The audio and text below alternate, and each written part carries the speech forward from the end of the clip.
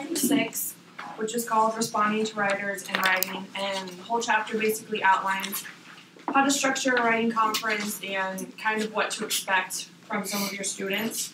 And there's a quote on page 205 at the bottom. It says, "These writers aren't looking for praise, bland neutrality, or adherence to rubrics or standards. They want guidance from a teacher and classmates who know that writers write to be read, understood, and appreciated." And it basically sums up the whole purpose of having writers' conferences. Yeah, and just before we go into more detail about the chapter, I wanted to just explain the handout a little bit. Since the chapter is really organized, she has it all listed out. I just went ahead and listed all the main points on it, and then on a couple of the points I expanded with a quote. In our presentation, since this is pretty detailed, we're just going to go through the highlights of what we found most compelling. And so then, going into that. Okay, yeah. One section we thought was super important was the writing conference guidelines, and we think all of them are really helpful. But two that I want to highlight is number 4 on page 212, making conferences feel personal, intimate even. And I think this is so important to get your students excited about writing, because if you make it personal and you add those unique touches to each conference, it just makes them feel special. And if you just have a general outline for every single student, I don't really see the point of having the conferences. And another one, number 5, try not to be discouraged, at least in front of the kids.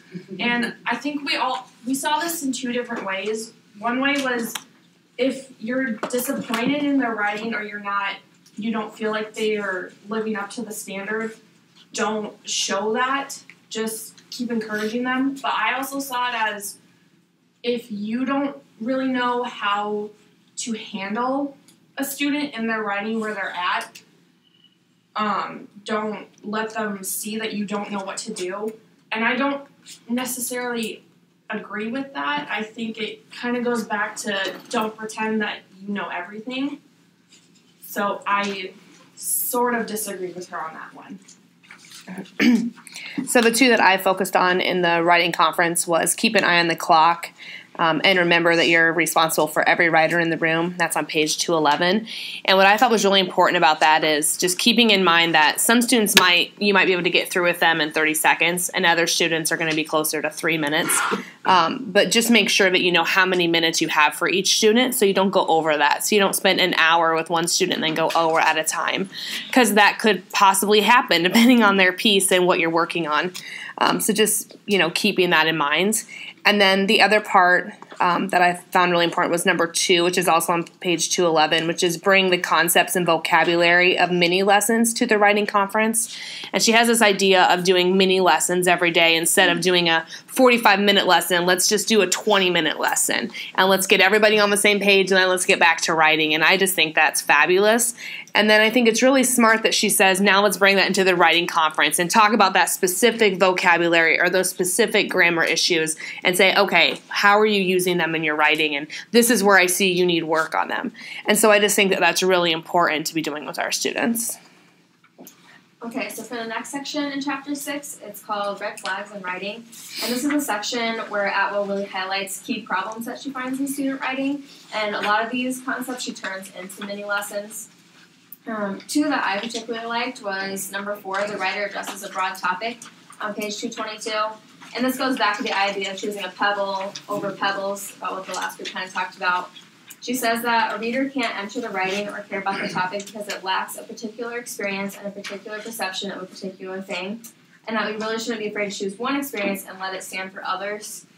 Oftentimes kids are so busy brainstorming, coming up with all these great ideas, writing off the page, that they have a hard time focusing just on one specific idea or one specific moment that they want to write about. And when they do that, they can get a lot more detail, a lot more imagery into their writing, which she says helps their pieces overall.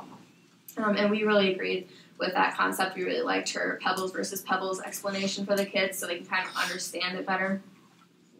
Another point that we agreed with and didn't agree with was number 5, the conclusion doesn't resonate or even conclude on page 223.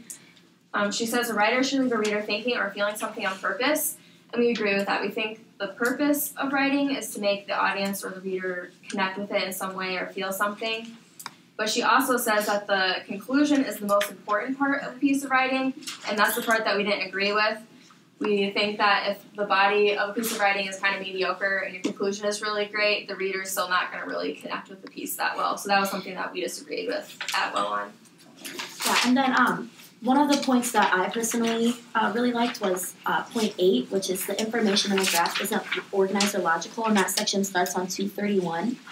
And some of that she says in this is really common sense, but I thought it was important. Like she said, if they'd known how to gather like information with like and create an order for it, they would have done it.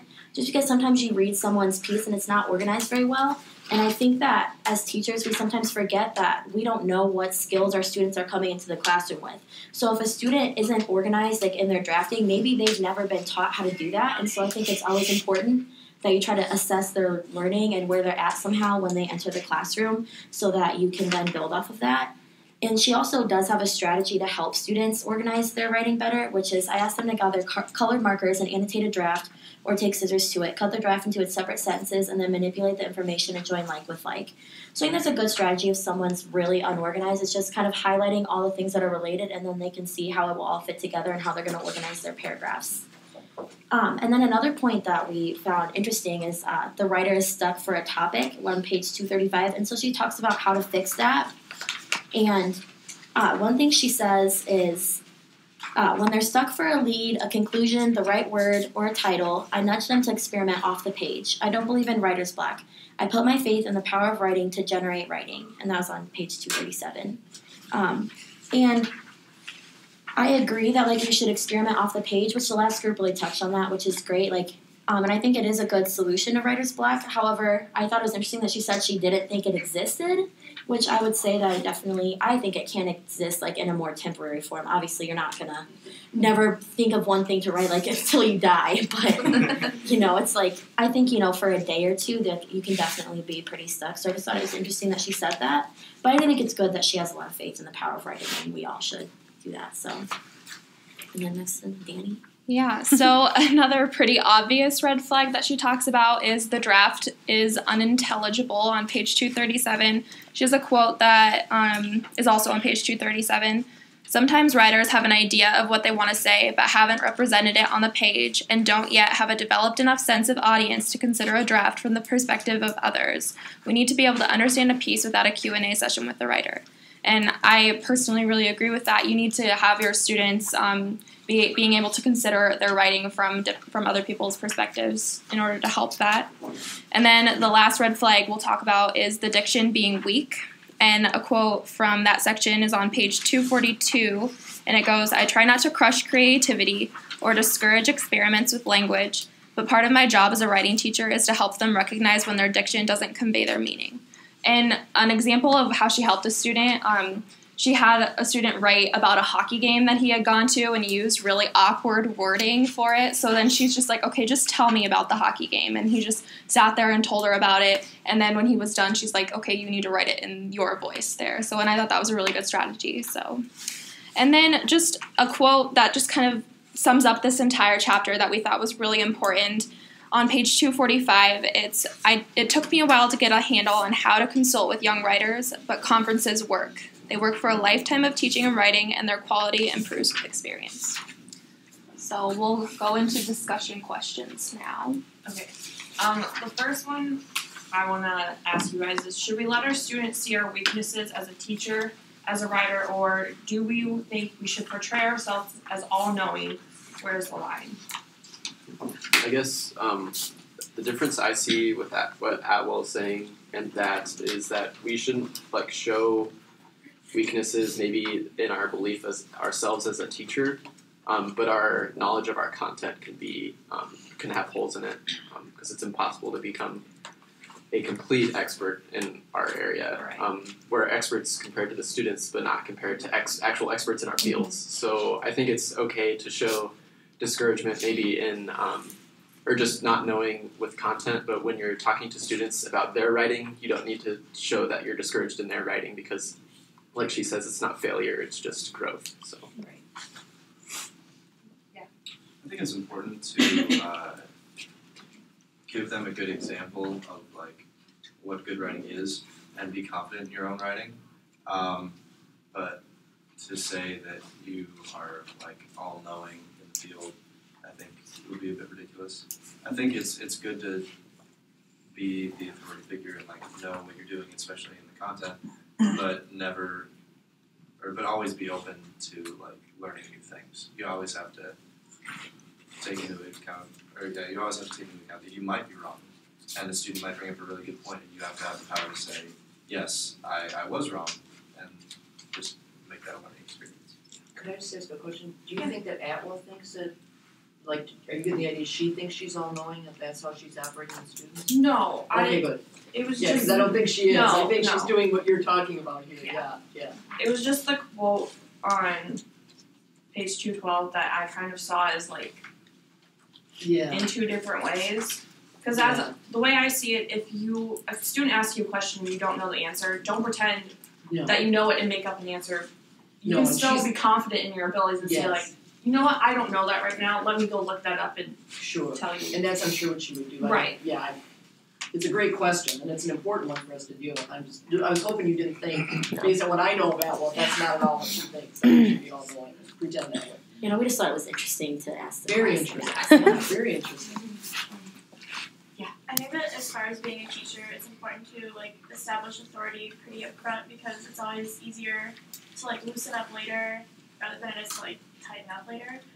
But as like a writer, like I found that some of my English teachers who were like honest with me about how like the writing process is a continuous thing and that they were still improving their writing kind of encouraged me that like I could keep improving my writing, and especially when they would give me examples about like their own writing experiences, like, oh, when I went to college, you know, I didn't know this, but then I learned this, and then I became a better writer, and I was like, oh, like, I'll learn that stuff too. And so I think like being honest with them in that aspect, but not saying like, oh, I don't know what I'm doing. Just being like honest that it's like a continuous process can encourage students. So. You had your hand on That's it. more or less what I was going to say. Oh, okay. Sharing in the process. All right, so then moving on to the next question. It was a point I touched on. Do you guys believe that writer's block does exist, or do you agree with Atwell that it doesn't, and why? Evan? I believe it exists at like key points in writing. So like if you approach like a writer's block moment, it means that something needs to be changed in the writing, and it's just a chance for you to look back and figure out what isn't working and where you're trying to force the writing as opposed to understanding where the writing wants to go itself. Brad? I think with the writing block, maybe it can happen with a particular thing that you're writing, but I don't know if writing can be blocked in general. So if you're having trouble continuing with the narrative or with the poem, you could leave the block away from it and then go down a different avenue or something different entirely. All right, Bailey? I was actually working with a student in my practicum. We have like a creative writing club before school, and she was experiencing some pretty intense writer's block, but she knew where she wanted to go with it. So I think that's important to address when the student is experiencing that. She knew in her story she wanted to get the girl to go to the therapist's office, but she didn't know how. So it's important to vocalize how you want them to get there. Like, what are the possibilities? She could be in the car ride with her mom. She could take the bus. How could she display how the characters are feeling and get them to the point where she wants them to go? Does that make sense? Yeah. Okay. So it's not even block, really. Yeah. Yeah. Yeah, you just have to talk it out. Yeah. Part of the process. So writer's block is basically that you're not coming up with the idea, as she was saying, immediately while you're writing. And I don't think the solution in trying to do that is more writing. So for me, sometimes I'll research like a fact, or I will even draw, or I will just do something that's conducive to like the writing mindset, but not writing necessarily. And I don't think you need to like write to come up with what you need to write about, I guess is what I'm saying. What if you think about writing really broadly? Isn't drawing or researching? Yeah, exactly. It's writing, isn't it? You're still writing, I think, yeah. Yeah, Maddie's had her hand up back there for a I while. was gonna say, I think that it exists, but I think a lot of times some of us just like sit at the computer for too long or are writing too long, and we just kind of get bored of what's going on, and we still know what we want to write. we just don't want to do it anymore. So like what God was saying, I think sometimes you do just need to walk away because you might know where you want it to go and what you want to write, and you just don't want to do it anymore. Yeah, that's a really good point. Some other people. I was just gonna say that I agree with Tanya because I do think that it exists. I mean, the kids just in my practicum coming up with ideas to write rebuttals are having writer's block because they don't understand how to use the facts that they're given or whatnot. So they just sit there and stare at a blank piece of paper because they don't understand how to, do it at that moment. So, I mean, it could be that they just don't have the tools, but I know I've personally experienced it, so I don't really see it. It's not that I'm bored when I get writer's block. It's literally that the words are lacking in my brain at that moment. So, all right, if there's nothing else, then we'll just move on. Okay, another question that we'd like to discuss further is: do you agree with Atwell that the conclusion is the most important part of a piece of work, and why or why not?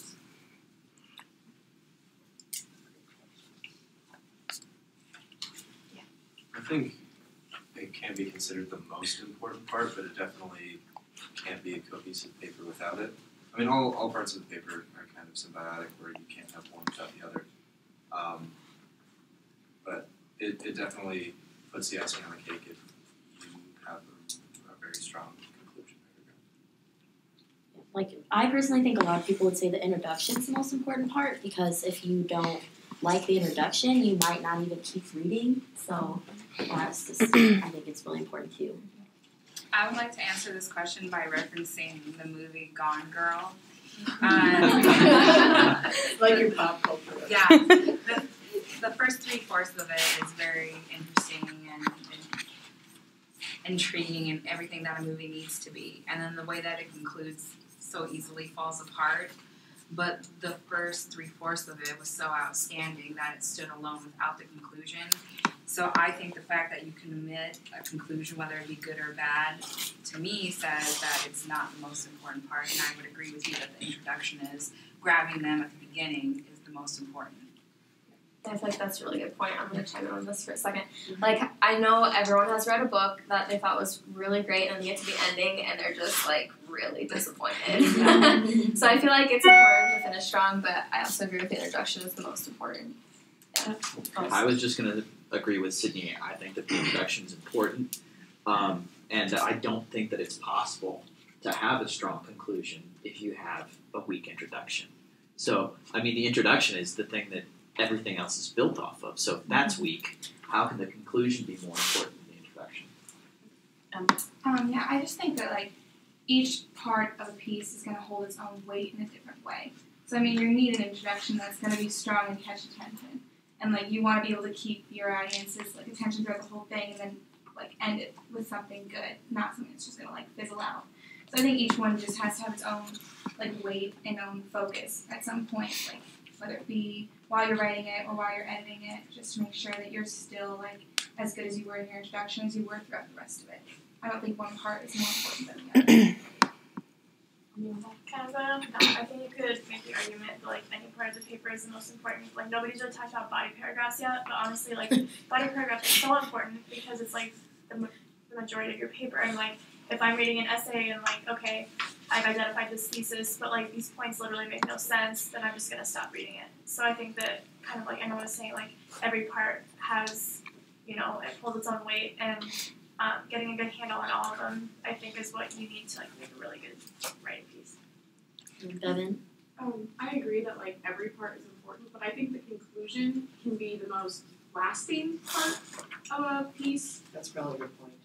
Because it just like you can be so disappointed in the conclusion and just decide that you can't read it again because the ending of a book, of a movie, is just so disappointing. And it's what's going to stay with you longer because it's the last thing you read. It's the last thing in your memory, and it's the most recent thing about that piece that you did read once you finish it. And so I think it's just the most lasting because it definitely like sets the tone for how you remember it because it's probably going to be the easiest part you remember.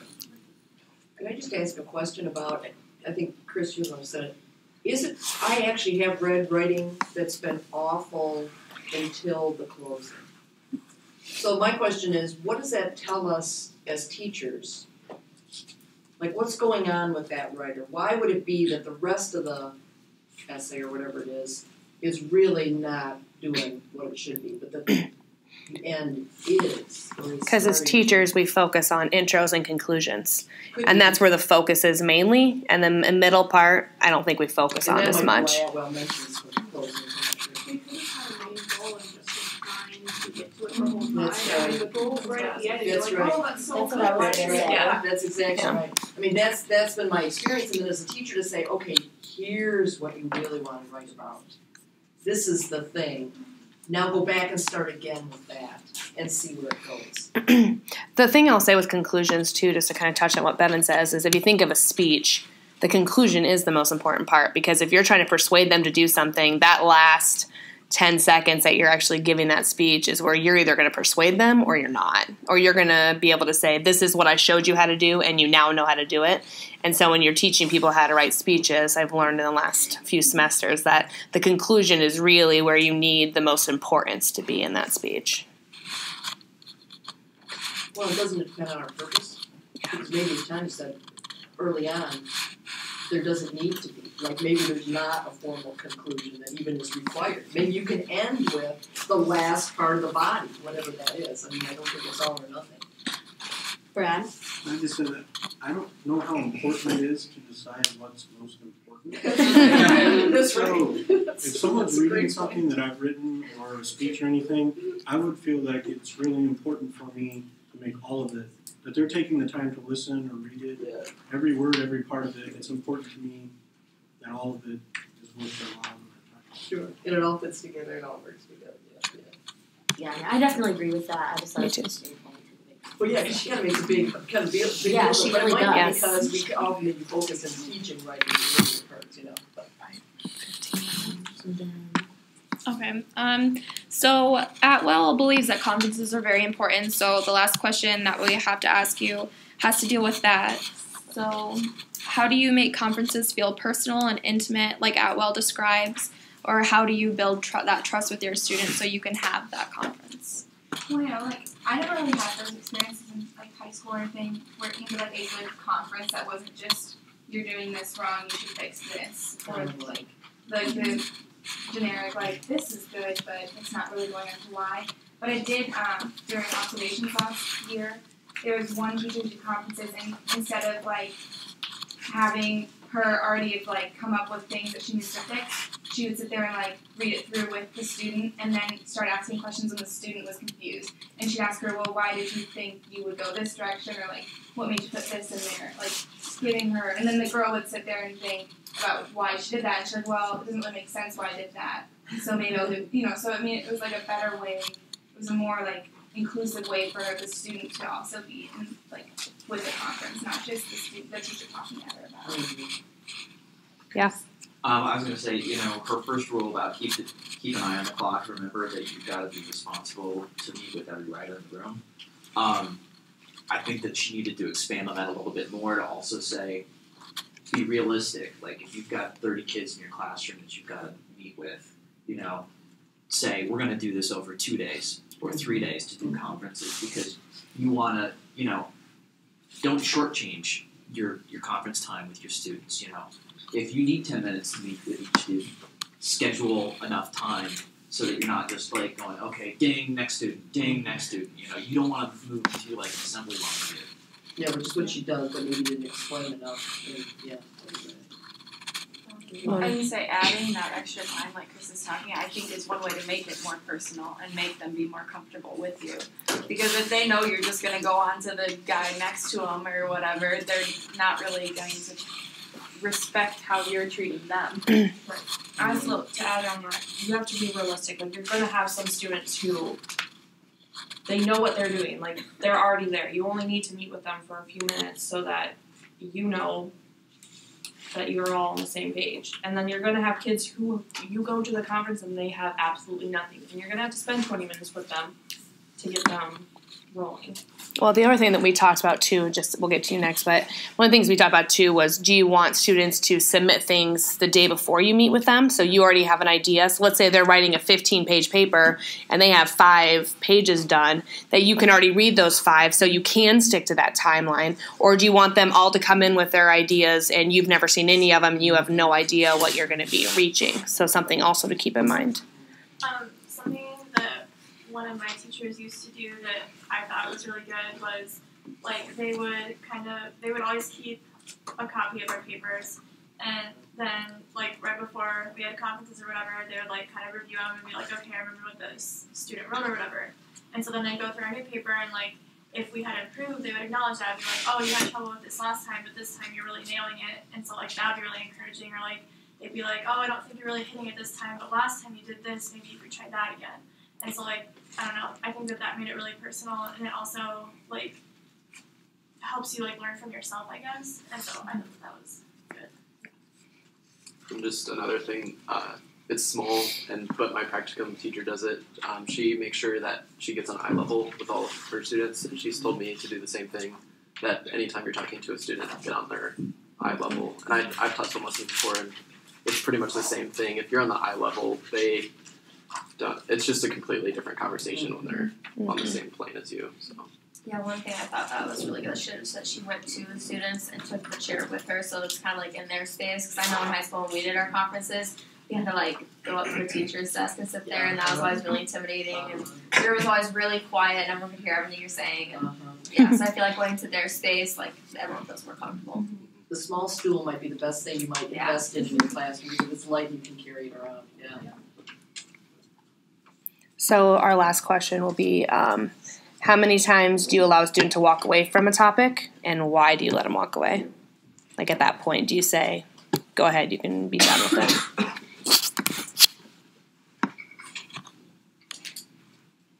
We were talking in our group basically that, what if there's one student in the class that literally has abandoned 45 ideas and they're writing a paper and they have nothing and it's due tomorrow? I mean, at what point do you say, no, you have to pick at least one of these ideas and go further on? Is there any way, like, you can, when they abandon an idea, you can be like, okay, but what was the thing you liked about that idea? And then in the next topic, what was you like? And find the common denominator and say, okay, you're dancing through all these ideas. This is what you want to write about because this is what they all have in common, or this is what they mostly have in common. What do you think about that? Yep, that's a good idea. Bailey? I think Bevan has a really good point with that. Instead of thinking of it as just throwing away these ideas, maybe learning that you're growing from these ideas, and like Bevan said, address what they learned and what they can take away from each idea and why it didn't work out the time before, and how they can make changes to address the new topic that they've chosen. So, good thoughts. I think they need to look at how many times they try that topic too. Like if they just choose and they like work and do like one paragraph and they decide to throw it out, I think you kind of have to push them to maybe try it a little bit more. Because I know I've got an assignment. Eventually, they're going to get assigned topics. They're not going to be able to choose their own. So they need to learn to work with what they have, kind of. And maybe if they try it like once or twice and they conference with you and they just can't do it, maybe let them move on to something new. But like they were saying, kind of ask why and then maybe generate some new topics for them that they might like. Go ahead. I was going to say, I think part of it is like, getting to know your students. Like, if you know your students and like, hey, Susie's into this and Jimmy's into that, right? You can be like, okay, Susie's like gone through 5 different topics and she's just like abandoned all of them. You can say, well, hey, I know that you're really into, dance. So, what is it that you could maybe tie this topic into that also ties into your interests and look at it in this way? Because if you know your students, you can maybe take that topic that they've abandoned and have them like look at it in a fresh way that incorporates their interests. I mean, I agree with everyone that there has to be guidelines for doing so, letting them move on. But I think you have to let them move on as much as need be. I mean, I didn't start loving reading until I was like 15 because I had so many teachers who said you have to read this kind of book. And until I found like a thriller, I did not like reading. And once I came upon that topic, I loved that and all other reading. So I think it's essential to let them explore what they're passionate about because the payoff is going to be substantial. I agree with what you're all saying, but I think it's also important that, like, if a student's thrown away like 45 different topics, that we like talk to them one-on-one about like, hey, what's going on in your life? Because like maybe there's just something going on like outside of school where they're just not able to focus, or they're just feeling like not excited about writing at that point in time. And so like it could be a good opportunity to have this conversation with them about what's happening outside of school. Yeah, what are the underlying factors? Because there always are. Yeah. Well, the other thing that we said too is that sometimes students think they're writing what you want them to write, not what they want to. My son had that situation. He was writing about something that he shouldn't have been writing about. It didn't even make sense. And when he switched it to what he wanted to write about, he had 12 pages in 2 days. So sometimes just even asking them questions about what are you interested in can help. And remember the writing territories. I mean, if you do that, I think the group on Tuesday that talked about that really emphasized what a terrific idea that is. And it is, even if you would do nothing else with Atwell in her workshop, that strategy, send them back to their writing territories. What's there? You've spent some time. Thank you again. Another terrific